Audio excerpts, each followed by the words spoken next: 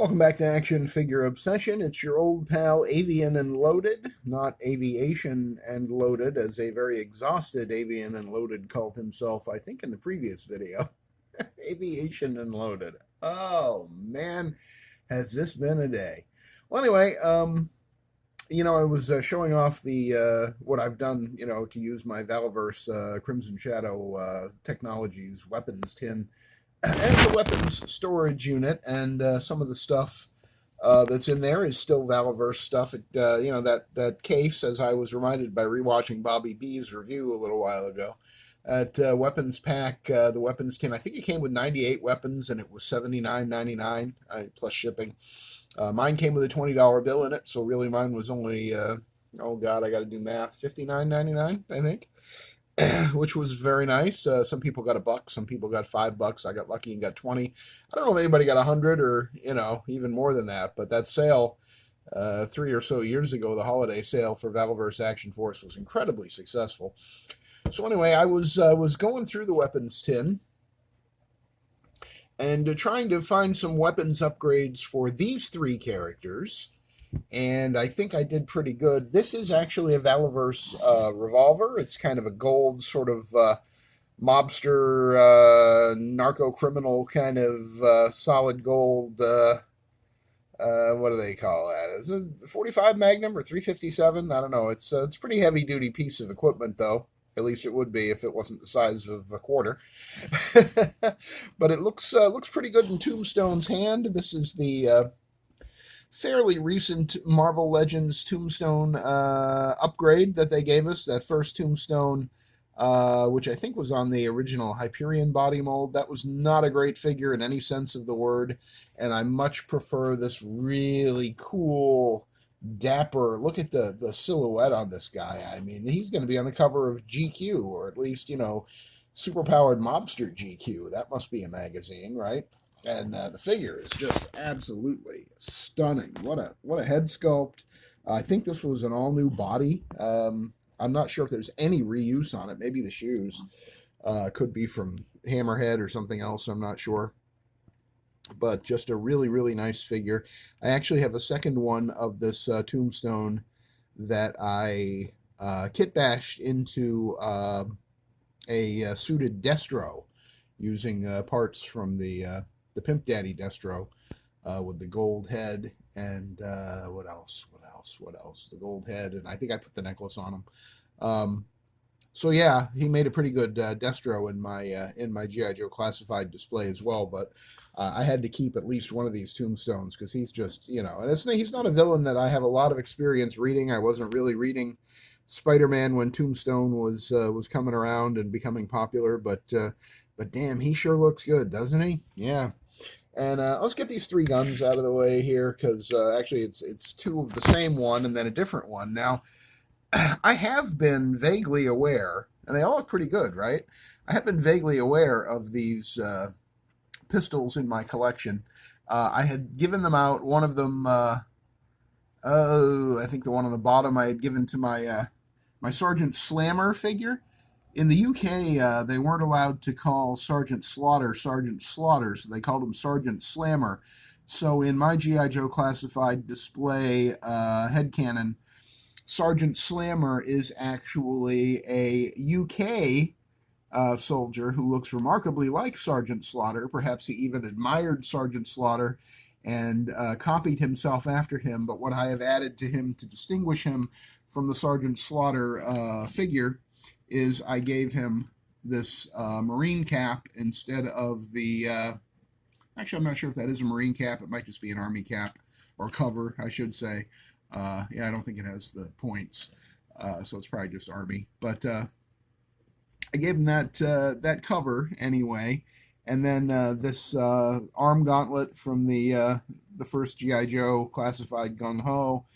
This is actually the belt with all the pouches from the Marvel Select Captain America, that last Captain America they did before they went out of business. Sarge has weak feet, so I got to fix that. And so he's got, the kit bashing is the gauntlet and the hat and the belt, which fits on there very well, and I can just unplug that and take it off if I ever want to give it to one of my 2 Marvel Select Captain Americas. And then I gave him the Uzi with the suppressor, which I think was from the 60th anniversary Marine in the G.I. Joe Classified series line, that deluxe Marine figure. I think that's who had that. But definitely was one of those 60th anniversary figures in the G.I. Joe Classified line from 2024. So, as I say, I was vaguely aware of these 3 toy pistols here, these little accessories. And maybe you can understand why. I'm trying to get some light on them without the shadow. Where's that shadow coming from? Is that just me? Anyway, I thought they were all the exact same model, and I thought they were all from McFarlane Toys, but I think this one is from McFarlane, and maybe somebody, if you know, you can tell me in the comments. But it does not have a port for blast effects. It does have the little indent there, as I mentioned in the earlier video, which I was surprised to see. I mentioned that, at least give us a little something to indicate a hole in the barrel of the weapon, and that's exactly what they did with this one. So whoever this was made by, and again, I think it was McFarlane Toys, although, boy, it sure is sharp looking. But I think it came with a Joker figure. I've got like 5 or 6 McFarlane DC Multiverse Jokers, and I think that I might have thought this one was too good to just give it to the Joker. But whoever it came with, if you know, leave it in the comments. But I do like this one. And then these 2, which are very similar and about the same size. Now, these actually do have ports for blast effects, which mystifies me because I don't know where these came from. And I don't know how it is that I have 2 of them. There's a lot of detail. They do kind of look like Valaverse quality, and the port for blast effects would suggest Valaverse, but there's a buzzing in the base of my skull telling me that it's not Valaverse, because the Valaverse gun that kind of looks like this is the one... Oh, hell. Well, maybe it is the same one. Maybe it is actually the same one. I'm seeing the same marks on the rail. I'm seeing the same marks, or the same design on the hammer. Same exact design by the barrel, and the same design at the end, at the end of the barrel, rather. There. Oh my God! This is a Valaverse weapon. Okay, I didn't realize I had 2 of these, and these are kind of a light gunmetal silver. They are not a bright silver. I'll be damned. I will be damned. I would not have thought this was Valaverse, but that the port for the blast effects there in the front, that was what was tipping me off that maybe it was. And I was actually holding it up to the one in Tombstone's hand, because I was going to correct myself of the assumption that they were the same, but they are actually the same weapon. So this is a revolver from Valaverse Action Force. I somehow ended up with 2 of them. Maybe they were for dual wielding in one of the weapons packs, or maybe I bought 2 of the same weapons pack. Sometimes with the $13 weapons packs that Valaverse does, if they're really, really good, like the most recent weapons pack Lima, that was nothing but shotguns and AKs in various configurations, I bought 2 of that weapons pack because they were just so damn good. Really, really, really good. And I still have extras of those to pass out as figures come to mind that might be good for them. So just to revise everything, clearly these are Valaverse weapons, because I know that one is Valaverse. Valaverse is the only company that I've ever bought quote-unquote gold-plated weapons from, and I've bought quite a few of those. I have a whole bunch of 45s that are in gold, and an AK-47 in gold. It's actually this AK-47, but it's a different paint job on it. I'll tell you about that in a second. And so this one, I think this one must be McFarlane. But I will say, even this looks unusually good for a McFarlane. Actually, now that I think about it, I'm such an idiot. I think I took this one out of this Spawn's thigh holster. Yeah, okay, that's where this came from. I'm very tired. Can you tell? So let's just bring Spawn over here. This is the Call of Duty Spawn, the one that I like a little better. I'm not sure. You see this tab on his shoulder that's kind of sticking out? I'm not sure if I tore that or if it's supposed to be that way, but earlier I kind of, stuck it back under there. Okay, so now it doesn't look torn. I don't know if it's an epaulette or I guess it's part of his shoulder pad there. But I gave him this Valaverse Action Force AK. I think it's an AK-74. Correct me if I'm wrong. Uh, and these AK-74s that Valaverse did are meant to be for 1/6 scale, or 1/12 scale figures, rather 6-inch figures. And this spawn is technically speaking, a 7-inch scale figure, although Spawn is supposed to be 7 feet tall, so I would think that a 6-inch scale, 1/12 scale Spawn should be 7 inches. But that's a whole other discussion for a whole other time. I have a bunch of these AK-74s. I think they're AK-74s. If they're not, they're 47s, but they look pretty modern, so I'm assuming they're 74s. And yes, the AK-47 actually debuted in 1947, and the 74 debuted in 1974 because I think they were trying to be cute with their weapons of mass destruction. But I also have this one. This is the sort of brown wood and black AK-74, I'm going to call it. But I also have it in silver with silver accents and a gold one, gold accents. And what else? There's an all black one.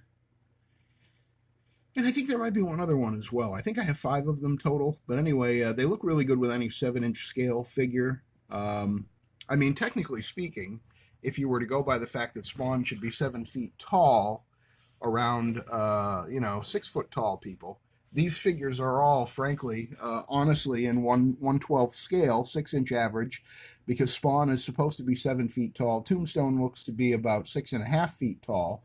And I think that's probably correct for him. Maybe a little over that, maybe 6 3/4. And then Sergeant Slammer is a little bit taller than the average G.I. Joe classified figure.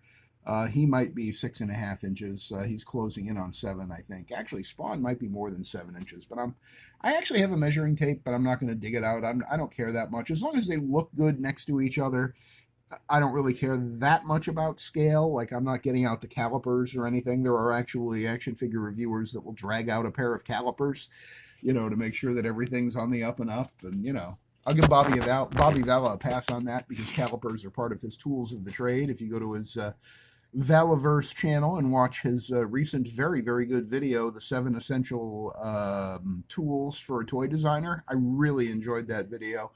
There's not much that I enjoy more than Bobby Valla talking about designing toys and his methodology and, the way that he produces his toys.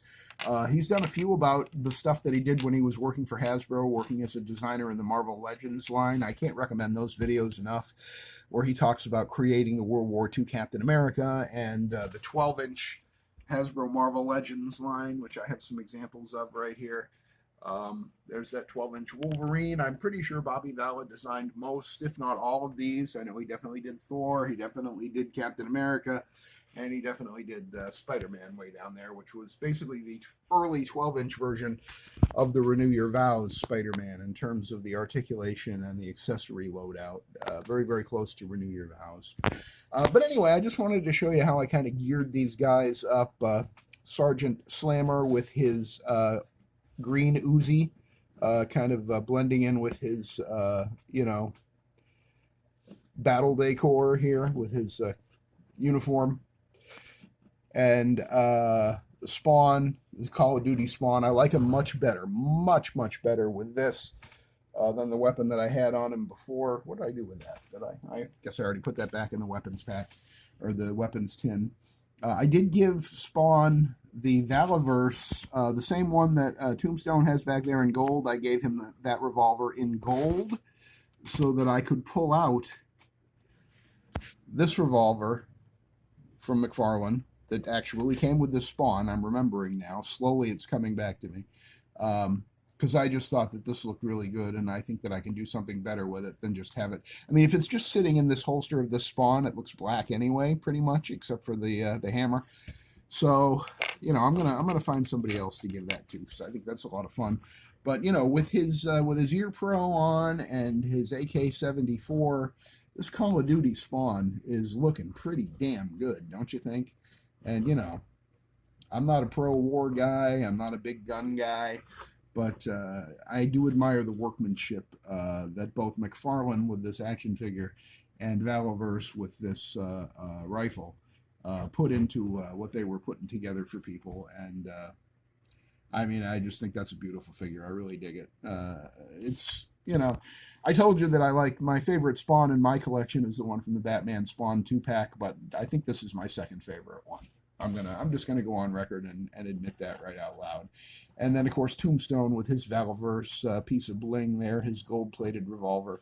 I mean, these three guys look pretty good. I don't know what kind of a war type situation they'd be in. Maybe if Tombstone was working for the CIA and Sergeant Slammer was representing Action Force UK, and Spawn is just representing Malebolgia's army. I don't know who he'd be representing or why he's in Call of Duty. I don't know what the lore is there. If you have any idea, feel free to let me know in the comments. But I feel like I did a good job harvesting these three pistols as I was going through everything and kind of reconsidering who has what.